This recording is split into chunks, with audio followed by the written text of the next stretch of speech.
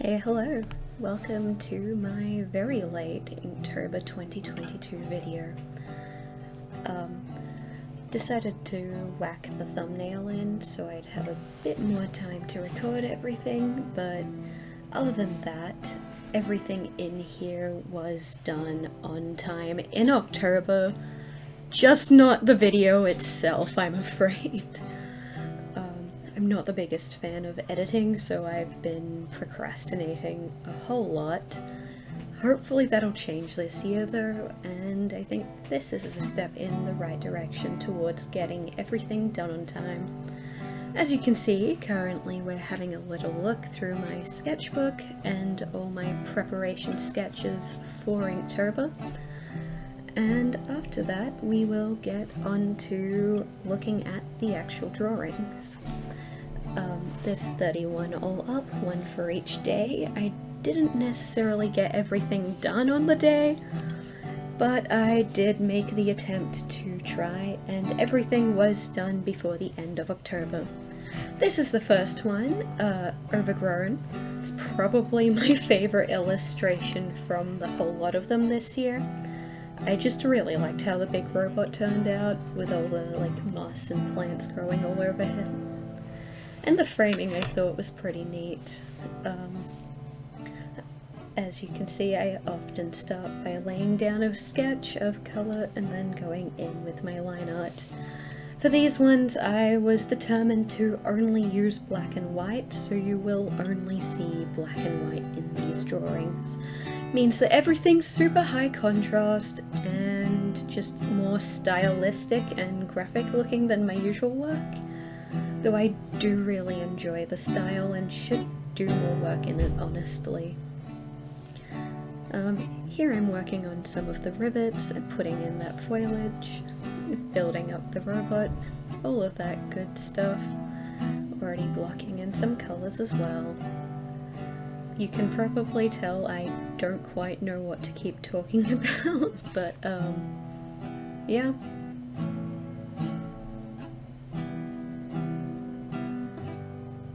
And there's the water. I ended up going a little bit wild on the water and setting a few stylistic... I don't know what to call it, but I just keep doing the same thing with later water drawings that I do in this series. I thought it was good to keep up the consistency with the colours though, because it means that everything looks like it's sort of from the same art set. This one's day 2, which was Toadstool, as you could see from the flash of the finished image. This one was quite fun and quite easy. I was like, let's just draw some mushrooms.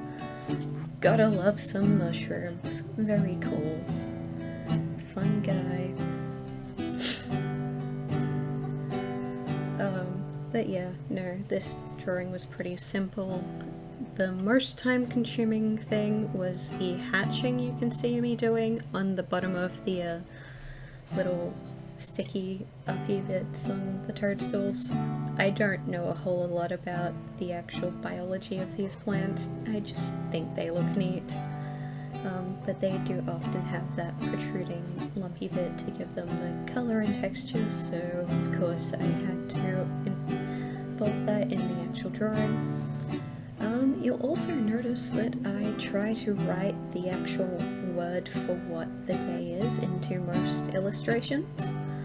I did it for all of them except Meta, but we won't see that one until quite a while later on in the thing. And here I try to do hatching to give it more of a shaded feel. Again, just because I wanted to have a bit more dimension to it despite being black and white, so that's how I got around it. This one was day 3, Monstera, one of my other favourites because I think it just turned out really pretty. I specifically really liked how I drew the plant leaves, though at the moment you can see I'm just drawing the girl. Did them in a different colour so it was easier for me to separate what was what when I was doing my inking, just so I wouldn't accidentally draw lines I wasn't supposed to, all that sort of stuff. I was also playing around with putting more line work into the hair. I sometimes do it and sometimes don't in my regular style, but I definitely tried to do it a lot in Inktober just because, again, we're working with very limited colours, so where I could put in more detail, I really wanted to. So that's why I've done stuff like this. I also did funny little scribbly bits on all the leaves that I thought made them look way more interesting. This one's day 4 I mean, which was roots. As you can see, I'm doing tree roots. They were loosely based on mangrove trees, because I think it was around the time that we got the release stuff in Minecraft of there being the mangrove roots, which looked really cool, honestly. So I tried to do that kind of like rooty riverside tree where you see the little shoots of it sticking up through the water to grab oxygen and stuff. I also did a lot of scribbly patterns on the bark. That's always how I draw trees, honestly, though I might have been a bit looser with it than usual. You can also see the repeating water patterns that I've taken up for this particular set of artworks. Day 5 was Sunbeam. I'm honestly a little bit on the fence with this drawing because I'm not the best at creatures, as you can probably tell. I think I took a little bit of inspiration from an artist called Fawnwood on this one, because they actually do really good creatures and often do their designs in black and white. Highly recommend looking at them because they honestly do a fantastic job with it. Did get to colour this one interestingly though, because I wanted to try and have the contrast of the black and white, where the main white bits were within the sunbeam and everything else was kind of coated in shadow. I think that bit of it at least turned out pretty neat. This one was bark. I also put a little cicada on it because I could. I think I specifically was focusing on a type of tree called a paperbark, which is native to my home country / where I live, Australia. This one took ages because I decided to do hatching to give it that extra sort of like colour contrast and make it look a bit more interesting, but it was a very time-consuming process, as you can probably guess just from how many lines are going up there. Not as time-consuming as a later drawing, but we'll get there when we get there.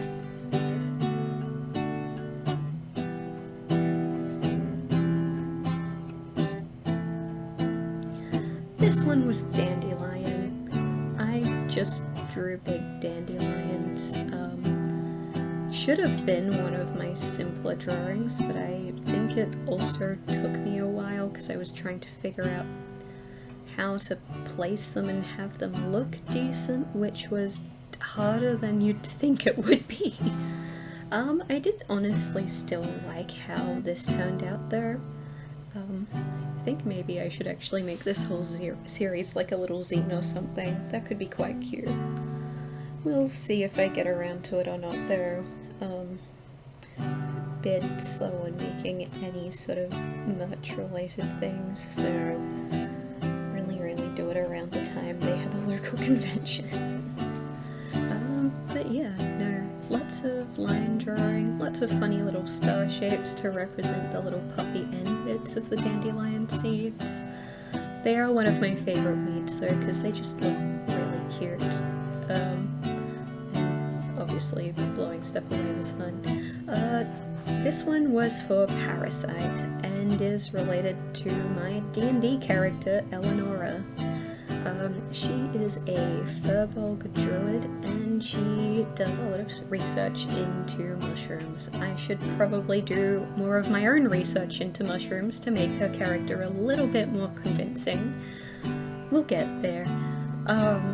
But there was an incident sometime in her backstory where she had a run-in and lost one of her eyes, and then a slightly parasitical mushroom took up residence within the empty spot, and it's got kind of weird properties. It's based on a specific druid circle thing related to mushrooms, so yeah, magic spore things kind of burst out when we were fighting against a big nasty spider as well.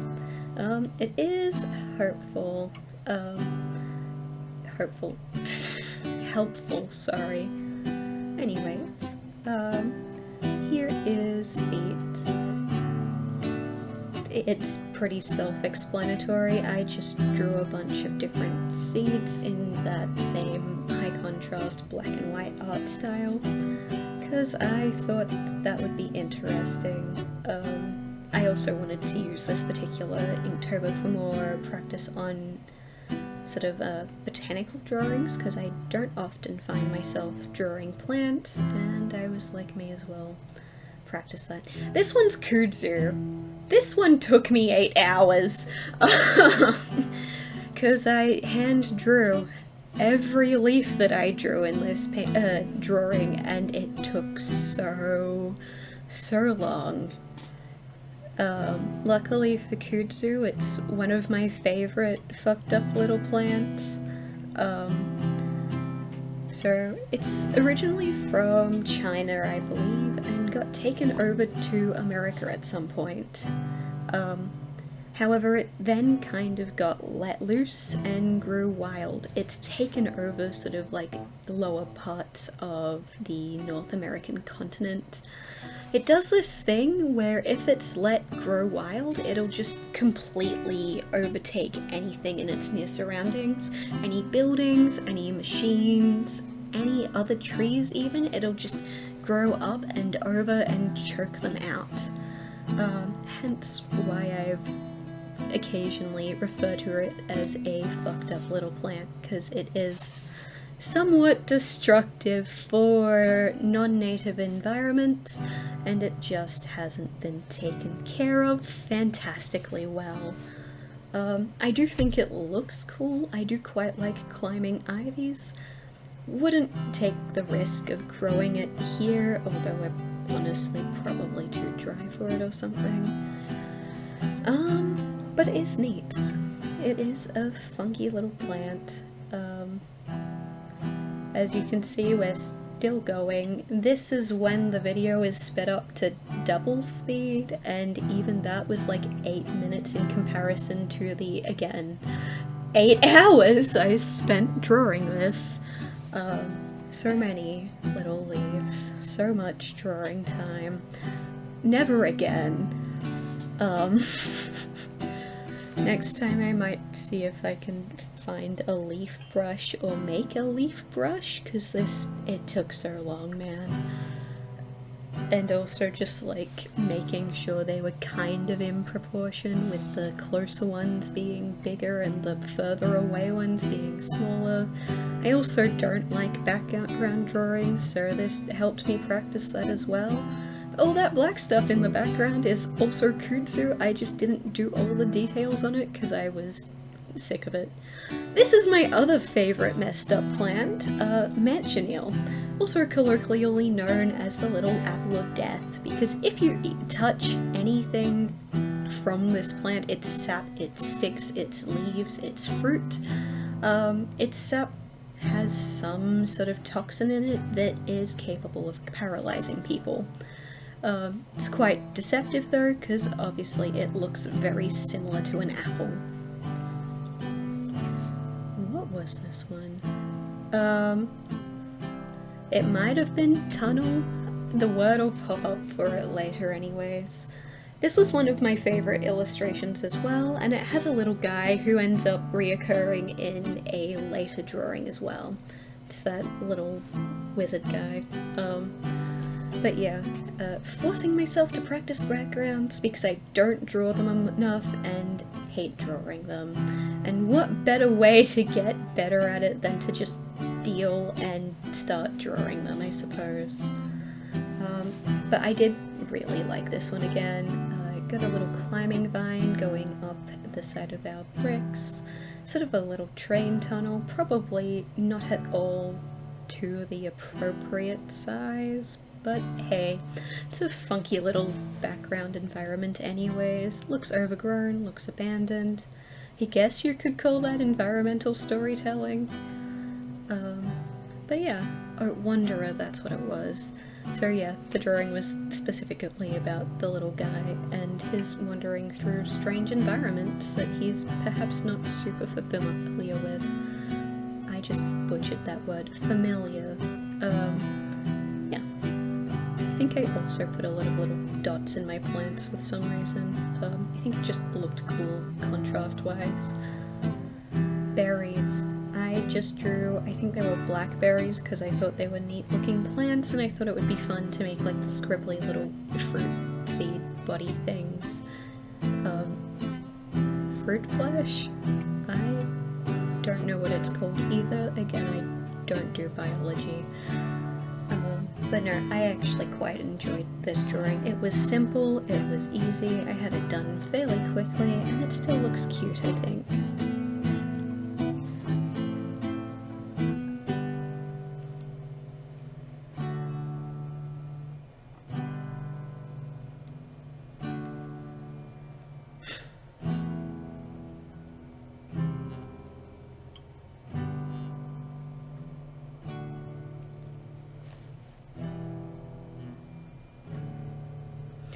This one was sunflowers, so I just drew a sunflower. They're one of Mum's favourite plants. I do also think they look pretty neat. Like, they're kind of unique in how big they are, I suppose. This was a very quick drawing. Next one is Fairy Circle. I really like fairy-based things, or fae lore. I do need to do a little bit more research into certain aspects there. But yeah, this is just a girl laying in the middle of a fairy circle, because as much as I liked the idea, I couldn't actually think of something good to draw for it. It still turned out pretty cute, I think, though. It's probably up to interpretation if she herself is a fairy or just someone who's fallen asleep and fallen under the spell of the area. Yeah, she could be either. I honestly hadn't made any decisions either way. Liked the background more than I liked her, I'll be real with you. Still not a bad drawing though.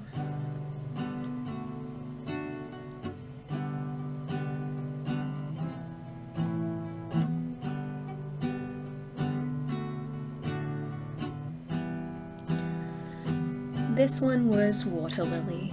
I kind of liked these ones, but the perspective was a little bit weird, I guess. Tried to put a fish in there to give you the idea that it was a watery space. I really liked the lilies themselves. Drawing the flowers was a bit of a pain though, because they had so many petals. Nothing can be as bad as Kutsu though. That one took forever. Yeah, I think I copy-pasted my sketches of the flowers, but then hand-drew all the flowers. Mostly just because I was worried about resizing, because at that point I didn't know how to do that good with inked lines in Procreate. Apparently you can actually change their size without distorting them using... You change the setting of the movement from, I think it's bilinear to bicubic or something. However, I didn't know about that at this stage, so hand drawing all of them it was. It's okay though. It happened. I got over with it. And this one was Nest. I drew two willy wagtails because they're some of my favorite native birds. I just think they're real cute, and they do really sort of like little round cup-shaped nests. Seen a couple after they've been abandoned at my grandfather's house. But yeah, no, willy wagtails, cute birds.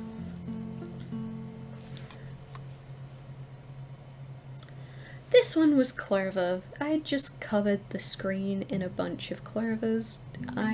It's simple, but I did also just really like this one because clovers are kind of fun to draw, honestly. I also just liked overlapping everything and sort of, yeah, getting a lot of contrast out through this.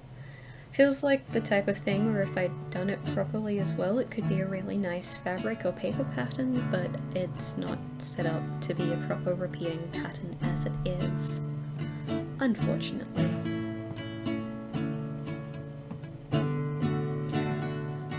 This one took me a couple of days. Not the actual time to make it, but because I kept procrastinating.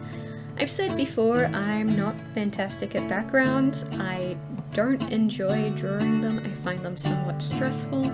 It's especially stressful when I'm drawing buildings. This specific building is from a little web series that I was a very big fan of, and still kind of are, called Marble Hornets.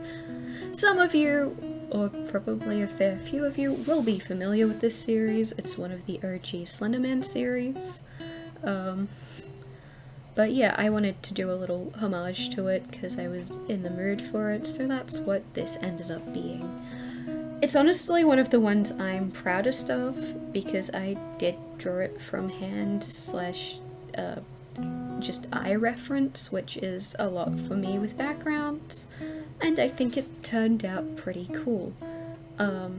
Yeah, I just like this one. I like the series. If you like horror stuff and you haven't watched Marble Hornets, I'd suggest it, because for when it was made, it's genuinely pretty well done. This one was bioluminescent. I just drew jellyfish. I actually really like how they turned out as well. They were very simple line drawings, but I think they were quite pretty as well in their own right.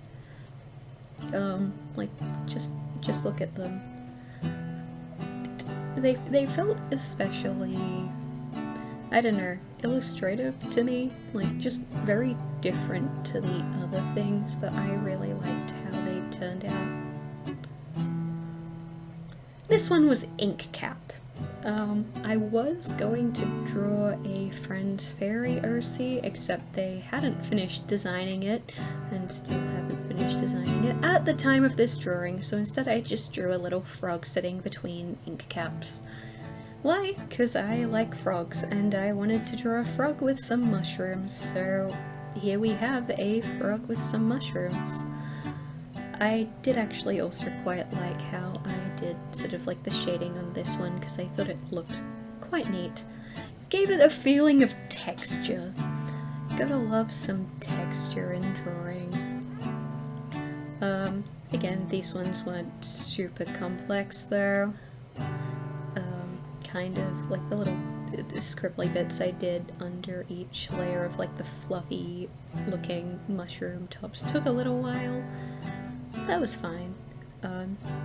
Honestly, this was quite a relaxing one to do.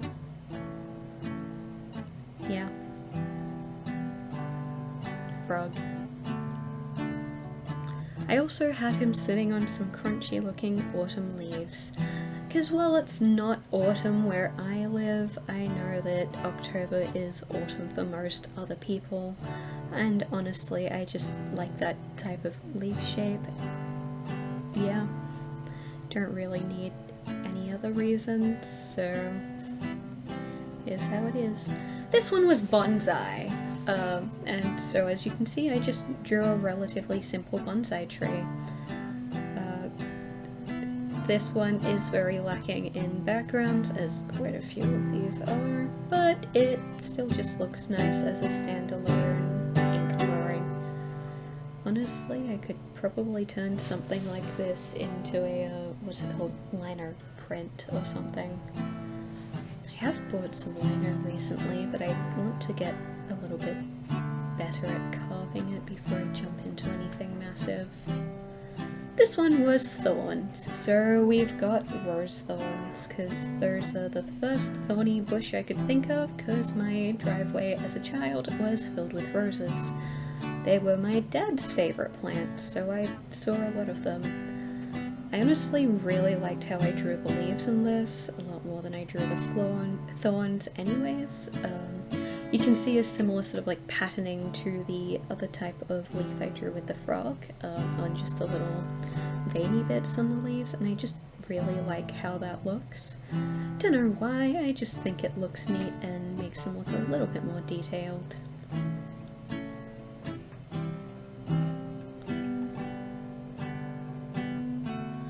And this one was Sturt Desert Pea, another plant that is native to Australia. I believe it might actually be the, what do you call it? The plant that represents one of our states. It's either South Australia or Victoria, I think. They're often found in deserty areas and are just a very interesting looking plant. Also sometimes called kangaroo paw.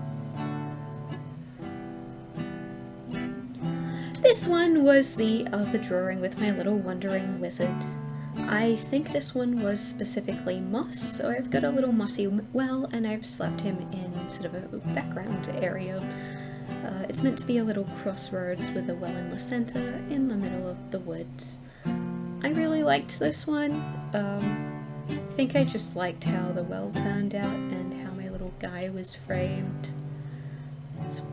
Yeah, there's not a whole lot else to say.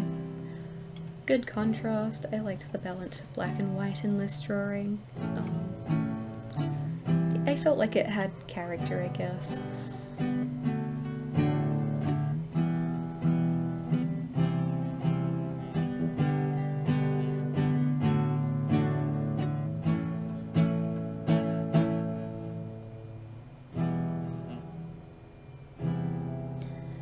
This one was roses, and it was based on an, I believe, ikebana type flower arrangement that I did as part of Floriad. That is a flower show that's put on in Australia's capital, Canberra, once a year in spring. Basically a bunch of like tulips and stuff bloom and people go out to see all the plants. It's quite pretty. So this was based on the photo of the ikebana arrangement that I actually made as part of a workshop they held there. I found the practice to be quite fun. I like having things asymmetrical in the first place, and a lot of what they were telling us to do was to try and find beauty in asymmetry and arrange things in a way that we thought looked visually interesting. This one's Chicken in the Woods. Specifically that type of mushroom you can see me drawing on the side of the tree is called Chicken in the Woods, but I also decided to draw an actual chicken in the woods because I thought it would be a funny joke. I don't know how funny it actually is, but it entertained me, and that's what's important. I did actually really like how I rendered those mushrooms though. Squiggly lines make things look cool. That's the main thing I learned from this. And this one's Meadow. This is the one I forgot to put the name on. Yeah. Background practice, I suppose. This one's, I guess, more of an environment drawing. Don't usually draw stuff like this, and you can probably tell, but it at least didn't look horrible. This one was vines. This one was very simple. I just made a brick wall, gave it some different colored bricks through hatching and color blocking, and then I scribbled some vines over the top of it. It was probably one of my lazier ones, but I do like how it looked. And yes, I did also hand draw all of these leaves. I learned absolutely nothing from kudzu. Thankfully, this didn't take anywhere near as long as kudzu. Yeah, there's not too much more to say. I think I copy-pasted some of the leaves just to make my life a bit easier because I was getting sick of drawing them. This one's lichen. I really like how this one turned out, but it did also take me quite a while. As one would guess, just from the sheer amount of I don't think they're leaves, actually. The sheer amount of lichen I had to draw to make it so that her hair was all lichen. I also really liked my little thumbnail sketch I did for this, that you would have seen in that earlier section of me flipping through the sketchbook. Yeah. I think we're getting towards the end now as well, but yeah, this one took quite a while to draw because it is, again, lots of little teeny tiny segments that I had to layer and make sure all looked nice together, and it just took quite a while, but I did really like how she turned out. I just thought she was funky. I think I also tried to draw several different types of lichen.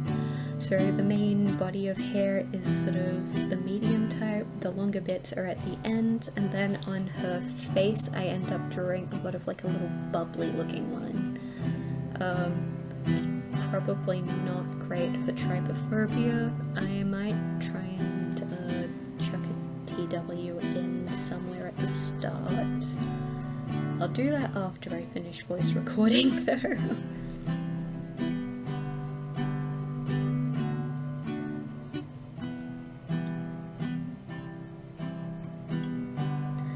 I believe this is my last one. I think the word was stump, but I can't actually remember. Obviously, it might have been poison ivy. I think it might have been poison ivy actually. But I just drew a close-up of the plant with the little stump and a forest in the background. I liked this. It wasn't my best work, but it was still cute, and it was the end of Inktober. I hope you guys have enjoyed this video. Have a nice afternoon, or rest of your day, or evening, or whatever it happens to be. Bye!